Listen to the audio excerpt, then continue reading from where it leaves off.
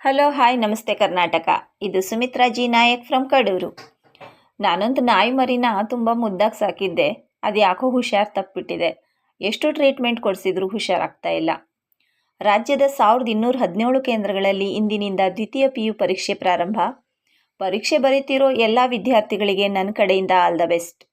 ಒಟ್ಟು 7,10,363 ವಿದ್ಯಾರ್ಥಿಗಳು ಪರೀಕ್ಷೆ ಬರೆಯಲಿದ್ದಾರೆ.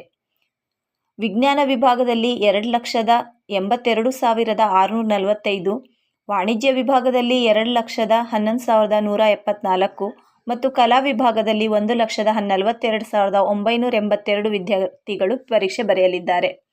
ಮಾರ್ಚ್ 17ರವರೆಗೆ ಪರೀಕ್ಷೆ ನಡೆಯಲಿದೆ. ಬೈಕ್ ಕಾರು ಮುಖಾಮುಖಿ ಡಿಕ್ಕಿ, ದಂಪತಿ ಸ್ಥಳದಲ್ಲಿಯೇ ಸಾವು. ಸಂಬಂಧಿಕರ ಸಾವಿಗೆ ತೆರಳುತ್ತಿದ್ದ ದಂಪತಿಯ ಬೈಕ್ಗೆ ಕಾರು ಡಿಕ್ಕಿ ಹೊಡೆದ ಪರಿಣಾಮ ಸ್ಥಳದಲ್ಲಿಯೇ ಮೃತಪಟ್ಟ ಘಟನೆ ಫೆಬ್ರವರಿ 27ರ ಶುಕ್ರವಾರ KR ನಗರ ಹಾಸನ ಹೆದ್ದಾರಿಯ ನಾರಾಯಣಪುರ ಬಳಿ ನಡೆದಿದೆ. ಭೂಮಿ ಬಳಕೆ ಅಕ್ರಮ, ಧೋನಿಗೆ ಜಾರ್ಖಂಡ್ ಸರ್ಕಾರ ನೋಟಿಸ್.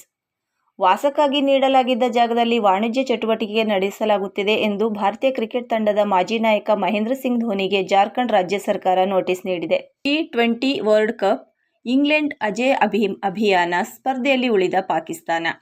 ಅತ್ಯಂತ ರೋಚಕವಾಗಿ ಸಾಗಿದ ನ್ಯೂಜಿಲೆಂಡ್ ಎದುರಿನ ಪಂದ್ಯವನ್ನು 4 ವಿಕೆಟ್ಗಳಿಂದ ಗೆದ್ದ ಇಂಗ್ಲೆಂಡ್ ಅಜೇಯವಾಗಿ ಸೂಪರ್ 8 ಅಭಿಯಾನ ಮುಗಿಸಿದೆ. ಇದರಿಂದ ನ್ಯೂಜಿಲೆಂಡಿನ ಸೆಮಿ ಪ್ರವೇಶಕ್ಕೆ ದೊಡ್ಡ ತಡೆ ಎದುರಾಗಿದ್ದು ಪಾಕಿಸ್ತಾನ ಸ್ಪರ್ಧೆಯಲ್ಲೇ ಉಳಿದುಕೊಂಡಿದೆ. ಚೊಚ್ಚಲ ರಣಜಿ ಟ್ರೋಫಿ ಸನಿಹಕ್ಕೆ ಜಮ್ಮು ಕಾಶ್ಮೀರ.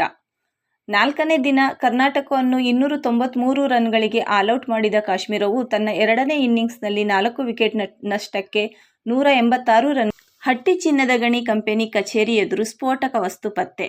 ಲಿಂಗಸಗೂರು ತಾಲೂಕಿನ ಹಟ್ಟಿ ಚಿನ್ನದ ಗಣಿ ಕೇಂದ್ರ ಕಚೇರಿಯ ಮುಖದ್ವಾರದ ಮುಂದೆ 16 ಸ್ಫೋಟಕ ಜಿಲೆಟಿನ್ ಕಡ್ಡಿಗಳು ಪತ್ತೆಯಾಗಿವೆ.